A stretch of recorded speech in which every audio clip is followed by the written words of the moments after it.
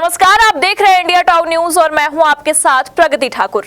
राजनांदगांव का संजीवनी अस्पताल उस परिवार के लिए कैसे जीवन भर का नसूर बन गया, जो गया तो था यहां नए मेहमान की आने की खुशियां समेटने, लेकिन सिजेरियन के दौरान दिए गए एक इंजेक्शन ने इन खुशियों में काला ग्रहण लगा दिया। और बीते 2023 से एक महिला, उसका पति और बच्चे के साथ ही परिवार अब तक करीब आधा दर्जन अस्पतालों में उपचार कराती हुई उस गलती से निजात पाने की कोशिश में असफल है जो उन्होंने खैरागढ़ रोड चिखली में स्थित संजीवनी अस्पताल में जाकर की थी।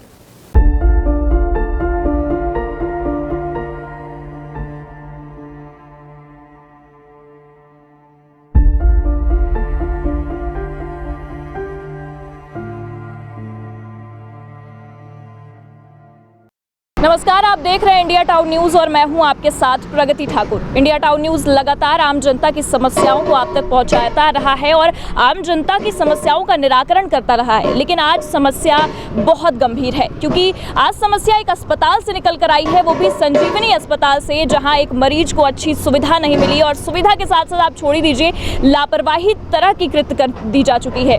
साथ ही साथ उस मरीज से भी आपकी बातचीत कराएंगे और दिखाएंगे कि आखिरकार मरीज के परिजनों और मरीज तक क्या कुछ समस्याएं निकल कर आ रही हैं।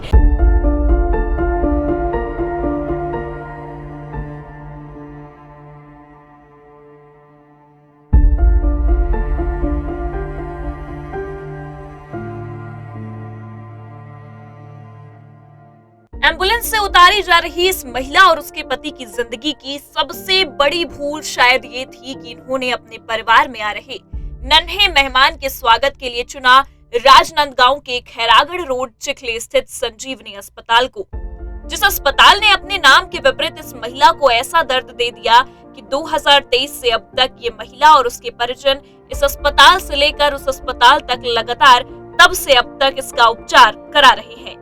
इनको इंजेक्शन लगने, इनका पेट दर्द हुआ, इन डॉक्टर सिस्टर लोग को बताते गए कि इनको तकलीफ होते जा रही है, वो आके देखो लो और इंजेक्शन लगाओ उनको करके हम बोलते रहे। उन्होंने इंजेक्शन लगाया, उसमें से उनने एक इंजेक्शन गलत लगाया। जो एक दूसरी सिस्टर आई तो एक सिस्टर को पूछने लगी क्या क्या लगाया हो तुम, क्या क्या इंजेक्शन लगा है ऐसा करके, तो वो बोलने लगे ये तो ब्लड का था, इसको क्यों लगाई, मेरे को कम से कम पूछ तो लेना था।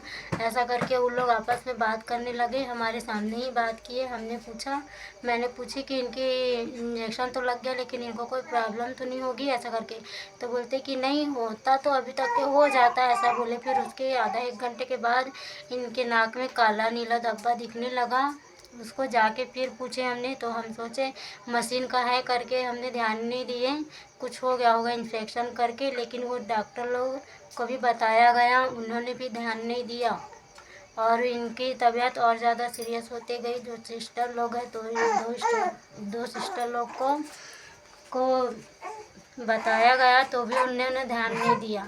महिला के पति रितेश सांगोड़ी ने बताया कि संजीवनी हॉस्पिटल चिखली राजनांदगांव स्टाफ द्वारा सिजेरियन डिलीवरी के दौरान बरती गई लापरवाही की वजह से उसकी पत्नी मल्टीपल ऑर्गन फेलियर समस्या से जूझ रही है। मेरी पत्नी को ना सिर्फ मेडिकल ट्रीटमेंट की बहुत ज़रूरत है, उनको समय समय पे मेडिकल ट्रीटमेंट दिया जाए। मेरा ऐसा मानना है कि उनको मेडिकल की सुविधा मिलनी चाहिए, क्योंकि उनका स्वास्थ्य हर पल बिगड़ते ही रहता है। हर समय उनको सांस लेने में दिक्कत हो जाती है, बीपी एकदम हाई फाई हो जाती है। अब हमारे घर में लेडीज़ है, कोई ध्यान देने वाला नहीं है, तो कभी भी मतलब कुछ भी हो सकता है। मेरे को ऐसा लगता है डर टाइप का बना हुआ रहता है, तो ऐसा लगता है कि मेरे को सरकार की तरफ से थोड़ा सा मेडिकल की सुविधा मिलनी चाहिए। पीड़ित महिला के पति रितेश सांगोड़ी, जो कि ग्राम आहूली, थाना डोंगरगढ़ के निवासी हैं, उन्होंने शिकायत पत्र में बताया है कि संजीवनी हॉस्पिटल चिखली राजनांदगांव में सिजेरियन डिलीवरी के दौरान बरती गई लापरवाही की वजह से उसकी पत्नी मल्टीपल ऑर्गन फेलियर की समस्या से जूझ रही है। इस मामले को लेकर उन्होंने राज्यपाल, मुख्यमंत्री, स्वास्थ्य मंत्री, कलेक्टर और मुख्य चिकित्सा एवं स्वास्थ्य अधिकारी से शिकायत की। इसी बात से नाराज संजीवनी अस्पताल प्रबंधन द्वारा रितेश को जान माल के नुकसान पहुंचाने की धमकी दी जा रही है। महिला के पति के अनुसार 30 मई 2024 को सुबह काम पर जाते समय रास्ते में रोककर एक व्यक्ति ने शिकायत वापस लेने के लिए दबाव बनाया और मना करने पर जान से मारने की धमकी दी। पूरे मामले पर महिला के पति ने क्या कुछ कहा है, आप भी सुनिए। जैसे कि आप देख सकते हैं कि इनका इलाज संजीवनी अस्पताल में चल रहा था। ये गर्भवती थी, लेकिन वहां पर गलत इंजेक्शन लगाया गया नर्सों के द्वारा। नर्स जिसको आम जनता भगवान समझकर उनके पास जाती है, और इस तरह का अगर उनके द्वारा ही लापरवाही की जाए तो आम जनता किस पर भरोसा जताएगी। ये इन मरीज के हस्बैंड हैं, हम उनसे बातचीत करना चाहेंगे कि आखिरकार क्या समस्याएं हुई, क्या उनके संज्ञान में ये बातें नहीं गई कि गलत इंजेक्शन लगा है। नहीं, उनको बताया गया था, मतलब राघवते वर्मा को बताया था कि इंजेक्शन गलत लग चुका है, तो इसका कुछ रिएक्शन तो नहीं होगा। तो उन्होंने बोले नहीं, इंजेक्शन लगा है, वो किसी प्रकार का रिएक्शन नहीं है, बोले ये नेचुरल हो सकता है, ऐसी करके। तो उसके बाद में थोड़ी देर, मतलब 1-2 घंटे के बाद में इनके हाथों और पैरों, नाकों में पूरा ना धब्बा पड़ गया था। तो इसकी जानकारी मैंने राघव वर्मा को फिर से दी। उसके बाद में हमको ये बताया गया कि इनका प्लेटलेट घट गया, प्लेटलेट घट चुका है, और ये सब चीज़ की टेस्ट और जांचें यहाँ पे उपलब्ध नहीं है, इनको बाहर करवाना पड़ेगा, है ना। तो मैं उतना पढ़ा लिखा नहीं हूँ। मैं उनको बोला सर आप एम्स का बना दो, तो उन्होंने बोले ठीक है, मैं एम्स का रिफ़र पेपर बना देता हूँ। वहाँ के डॉक्टरों से मिले, उनको रिपोर्टें दिखाई, तो उन्होंने ये कहा कि यहाँ पे रिफ़र कहीं पे भी लिखा नहीं हुआ है।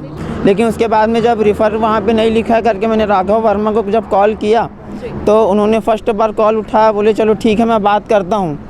जब सेकंड बार मैंने पूछने के लिए लगाया कि सर क्या हुआ करके, तो उनका मोबाइल स्विच ऑफ आया। फिर रिटर्न राघव वर्मा को फ़ोन लगाने की कोशिश लगातार करते रहा मैं, लेकिन उन्होंने फ़ोन नहीं लिया। उठाया। जी हमको ये बताइए, जब आपकी वाइफ का वहाँ पर इलाज चल रहा था तो कितने पैसे लगे हैं वहाँ पर? वहाँ पे लगभग 35,000 रुपये लगे हैं। 35,000 रुपये लगे हैं। उसके बाद ये लापरवाही हुई है, और लापरवाही का संज्ञान उनको है कि ऐसा नहीं है कि हॉस्पिटल में अगर लापरवाही हुई है तो लापरवाही के बारे में उनको ना पता हो, और इस तरह का अगर हम देखें तो उन पे ये हालत गुजर रही है, और अभी वो जीवन और मृत्यु के बीच में वो अभी जूझ रही हैं। क्या उन तक ये बात आपने दोबारा पहुँचाने की कोशिश की? जी कई बार पहुँचाई है मैम, कई बार पहुंचाई है। यहाँ तक कि मैं उनके पास कंप्लेंट करने भी गया, तो उन्होंने ये बोले आपसे जो हो पाता है वो आप कर लो, पुलिस में कंप्लेंट भी लिखाओगे तो 8-10 दिन आएंगे, उसके बाद खुद ही चुप हो जाएंगे। मतलब ऐसा पुलिस की भी, उनको पुलिस का भी कोई डर नहीं है? नहीं है, नहीं है।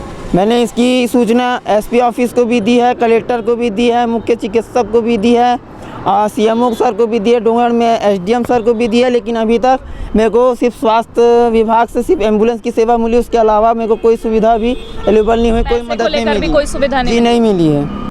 स्थानीय स्तर पर हुई प्रशासनिक जांच में संजीवनी हॉस्पिटल को क्लीन चिट मिलने की बात सामने आई।